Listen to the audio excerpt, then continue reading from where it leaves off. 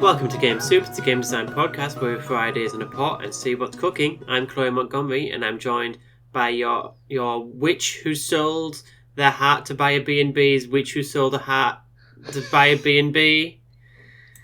Kayla Dice. I do feel that, like, Dream Girl's Dreams Girl and Favourite Artist make sense. And some of the ones we've done on here do make sense. Girlfriend's Girlfriend made sense. And is very often uncontroversial. But increasingly, these have gone into various strange non sequiturs. I mean, I know. Everyone say happy birthday, Chloe. Yeah, you That's missed to the it. audience. I want you to released say an it out episode on my birthday. Yeah, say it to your car radio right now. Okay, yeah, thank you.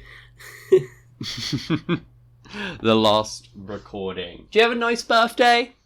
It was good. It rained, so the barbecue kind of got cancelled into a make burgers on the hob sort of thing, which kind of sucked. But yeah, we played some yazebas. 2 years in a row, right? Your birthday barbecue's been rained off, right? I think last year we managed to do it, kind of, but it kind of sucked. Like, we didn't do a lot of stuff in the oven last year, but yeah. At least it was on a Saturday this year, but it was actually on my birthday. True. But that's nice. Yeah, a lot of the time it's like the weekend before or after, but yeah. How have you been, Cakey? I've been doing alright. Did we talk last week about the fact that I did release Out of the Folds, the game we worked on this? We didn't, because you just kind of decided, it's coming out the day the episode comes out, and, like, I hadn't recorded a promo or anything. I'm sorry. No, it was, why did I come out on Thursday? Oh, yeah, it's because I was going to do a newsletter on Friday, and I was like, I want to be able to say this game is out and you can buy it now in my newsletter, so I just had to time those up. But yeah, I put Out of the Fold out. I played Out of the Fold last week. That was fun. That was a fun way of celebrating. I played a weirdo, like, conspiracy theorist who was convinced that, like, fairies and magic were real, but she was right, so good for her. But then she's like, but also, this world of fairies and magic kind of sucks. I thought I'd get to do cool magic, and instead I'm supposed to be managing a filing system for 2 decades before I'm allowed to have a vacation. And her buddies were like a succubus. A rat man who was a rat from the sewer, who because of magic became a man.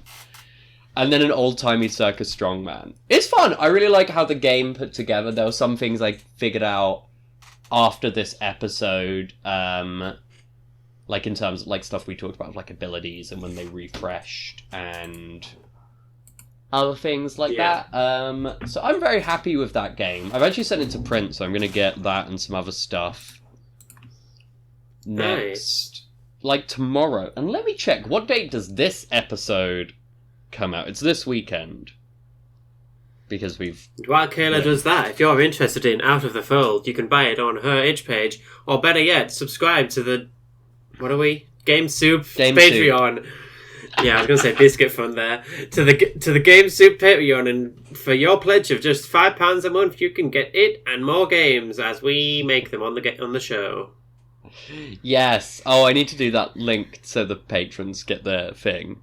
Hopefully it's been done by the time you're listening to this. So not this weekend, but next weekend. If you do want to buy Out of the Fold physically, it'll be up on my website when it comes out. But actually, I'm running a market stall at a Trans Pride event in Walthamstow, London on June 26th. If you go to the trade halls, it's a really nice event that ticket proceeds and other stuff are all going to the Outside Project, who are a LGBT plus homeless shelter in London.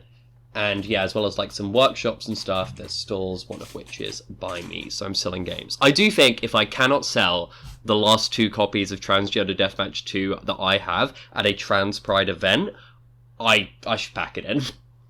I'm not going to, but I'm just like, that's a sign. You need to work. I need to work on my sales. I need to go and, like, I don't know, chop wood, by which I mean, I guess sell in a forest for sell wood to trees, to be like, to hone those skills. Like, I'm clearly not firing on all cylinders if I'm incapable of selling 2 copies of Transgender Deathmatch Legend at Transpride.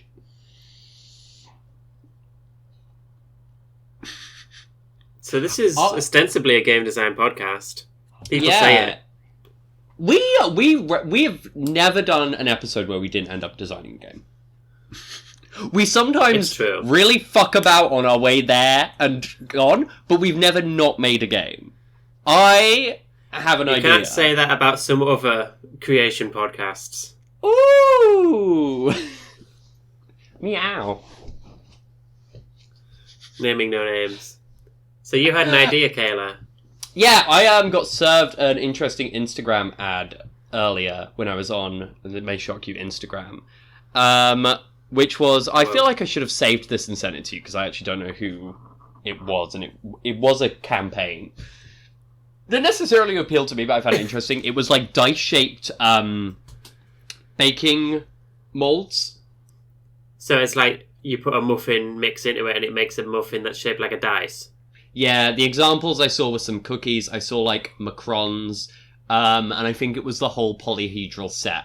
Probably not necessarily the best rolling thing, but I'm really curious, can we come up with some game which involves the fact of you having to make edible dice? Not necessarily in the game, or you have to use edible dice, and eating the dice is something. Yeah, I mean, there's like something about using tokens for a B.O.B. game, but like the tokens are starbursts, and you could just eat them at any point. And maybe eating them is an action, so...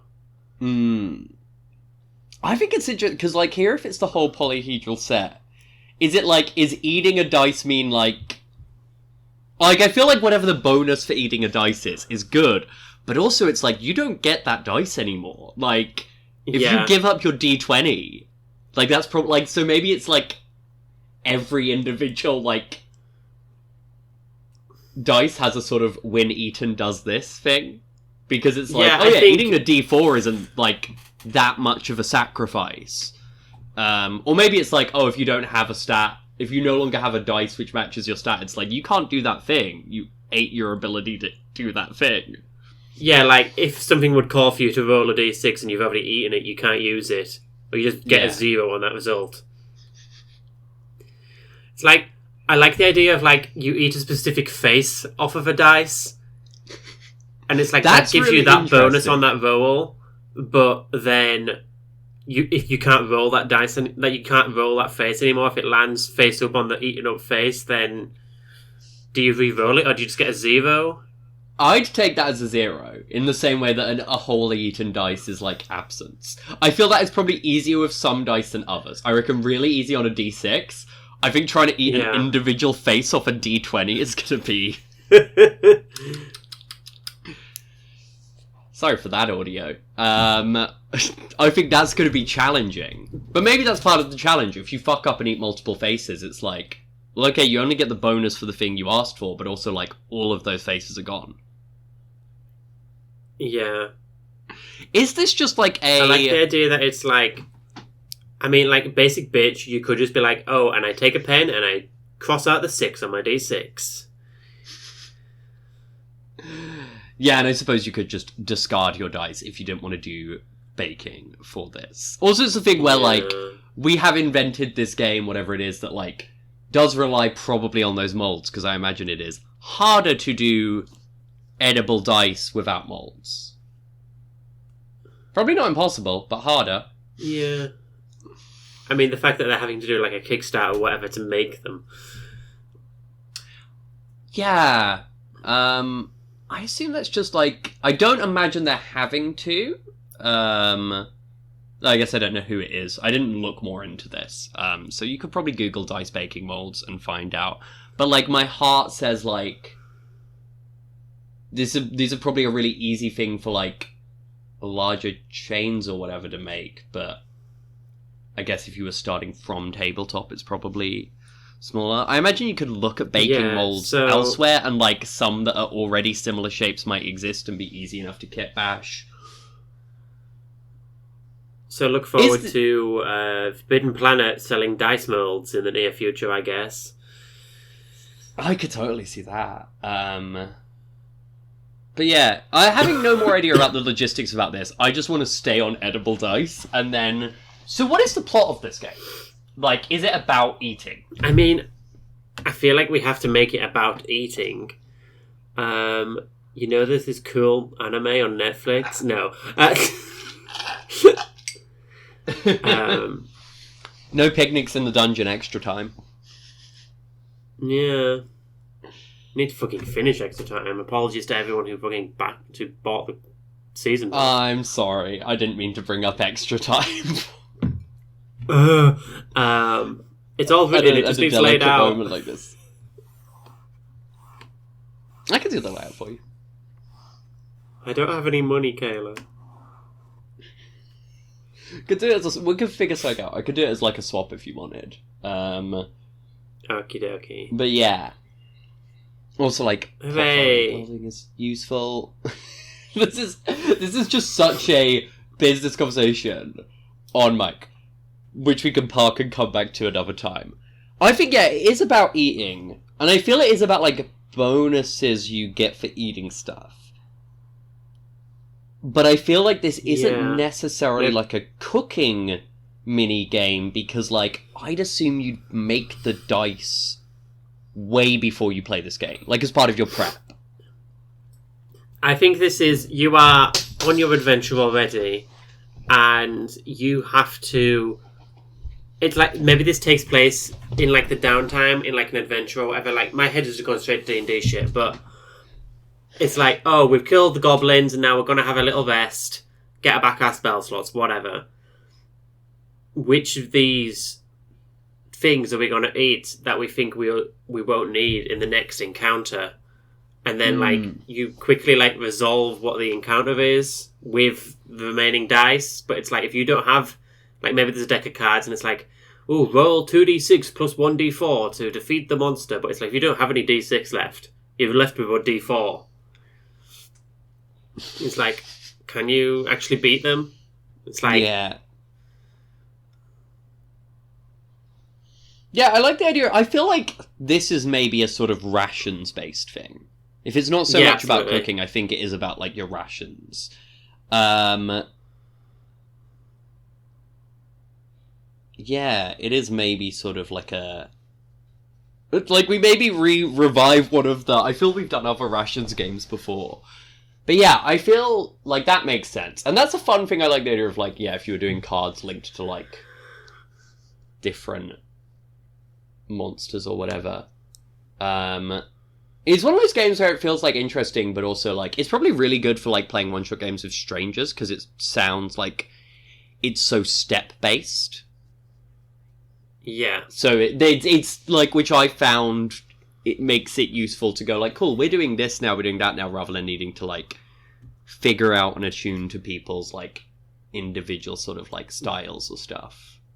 Yeah. And it's got, I guess, almost a bit of a puzzle element and a gambling element. I feel like, strangely enough, maybe you could... I was going to say, depending on what you defeat, you get dice back, because like you cook the monsters and make more rations or something, I don't know. Yeah. Or like the deck could have like, and then you find some chickens, and it's like they're really easy to kill, and you get back a good dice or whatever, I don't know. Yeah, I think the interesting thing about this is, like, this feels almost more board gaming. Yeah, it's a board game. And in the box you get like the molds for making muffins. Yeah, it feels, like, slightly closer to that. Partly just maybe this is also because we've made it so sort of step-by-step based and a bit random and shuffled. And, like, I reckon your individual characters are maybe less relevant than, like, the figuring out. It feels like one of those, like, bordery, like, board game role-playing games. Like, you could probably get really into deciding what your character's about in this, but also probably some people could play it and it is purely about the numbers. Yeah. Absolutely. Trying to think if I have any silly pun names. I I feel it's like a 2d6 pun that is about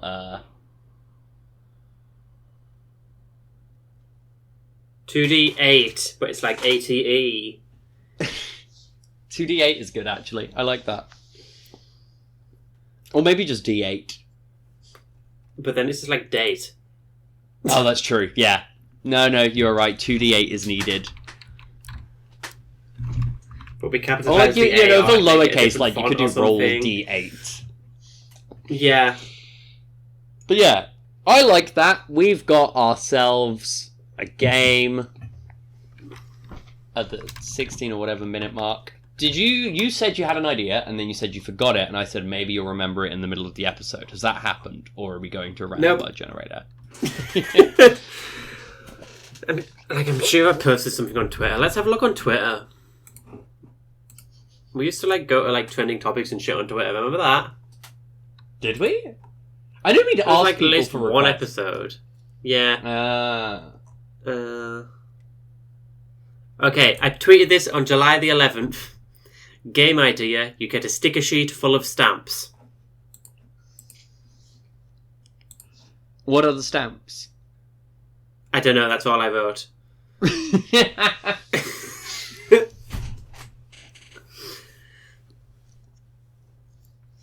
It's a game where you are postmen, you're posties, and you have to deliver mail to people, and there's all sorts of silly obstacles, but you are just postmen, so you don't have like swords or anything, you're just like a guy. It's maybe set in the 1980s, so you have to avoid milk floats, I don't know. I suddenly had the idea of, as you were saying that, like, oh, is it maybe like a B.O.B. game? Like, like, the stamps are, which you're passing around are your tokens, but also every time, like, you are delivering a letter or saying you need to use the stamp, and that's in itself, like, that's not just a spending or exchanging of token, that token's gone. You've completed this. It expends it from the, yeah. Yeah. I feel like it's maybe a bit like B.O.B. adjacent, but not exactly in the same way. I think, like, maybe there is a more limited full pool of stamps, and it is a case that, like the pool itself can be reduced to 0, and also all of the stamps could be used, and it's like, okay. I mean, I feel like you need to explain what the game is. Why are we postmen or stamps or what? You've just said B.O.B. game. I was just saying, like, oh, that could be an interesting mechanic to it. Okay. So why is it just is it slice of life, like you're just delivering letters, or do we think there's like a more serious purpose to this or whatever? See, I was going to suggest, I had an idea, and I probably could write it if I spent like a month doing it. I had an idea for like it's World War 1 or 2 or something, like really like kind of low tech-ish. You are a frontline post like deliverer. You maybe don't even have a gun. You've got to get a letter to the front lines.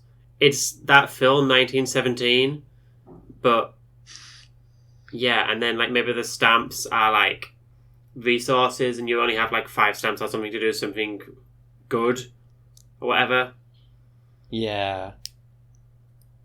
Maybe that's also saying about like a going there and back, in the sense that like, oh, things you use, like, then obstacles you solve with a stamp are like front. They're like stamped down, that's done, dealt with. Other things, it's like if you aren't using your stamps because you're saving them for other things, like those problems are going to still be there when you come back.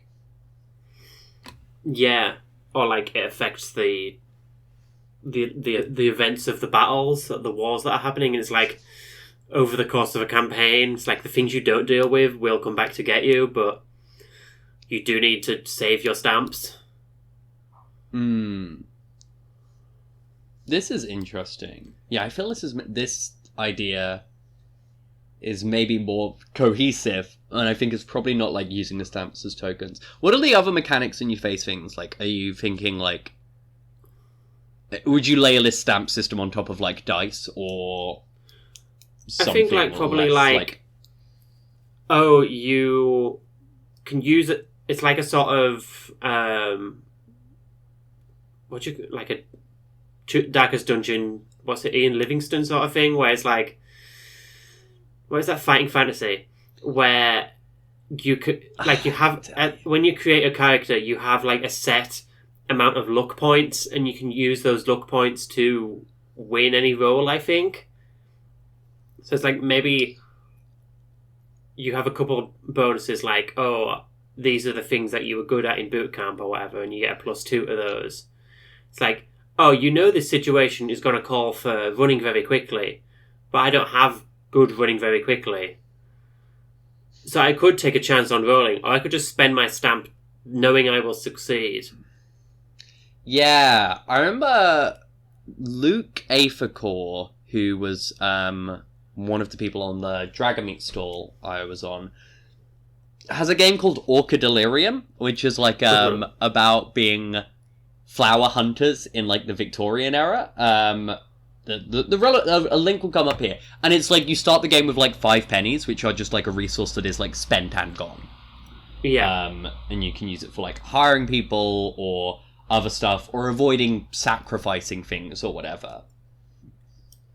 Yeah, I like that. Maybe like you can spend your stamps to like get a guard or something, like bring another soldier with you, or yeah, persuade a patrol to look the other way or something. I don't know. Yeah, I feel like almost this game, like, there's a version where you do a bunch of historical research, and it is set in like World War One, and it's very serious. It's still a serious game in other senses, but also it's like probably very like sober and somber. But also I do feel you probably could invent a loose World War One analog and a world where stamps are just a bit more important than they are.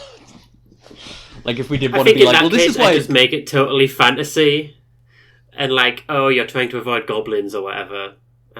Fair. In my mind, I'm like, I feel you could very easily do something where you've just been like, oh yeah, World War One comes to some other sort of fantasy environment. But yeah, I'm trying to think of a Moomin Valley, and you're in the trenches. No. Oh, no. And you're playing a Snufkin trying to get letters to Moomin Papa. I don't like that. That's making me so sad. Oh. So it's called The Front Line. The Front Line. I was thinking there was something to do with post, but all I can think of is post-war is not accurate. You're very much in war. Something like the envelope or the package, or something very serious like that. Yeah, envelope or package I feel sounds like an action film. The Front Line works. That could be any World War One game though. True. Yeah, I feel you do need some kind of mail thing. Admittedly, we both like got rid of secure ours. the package. Thank you for listening to Game Soup.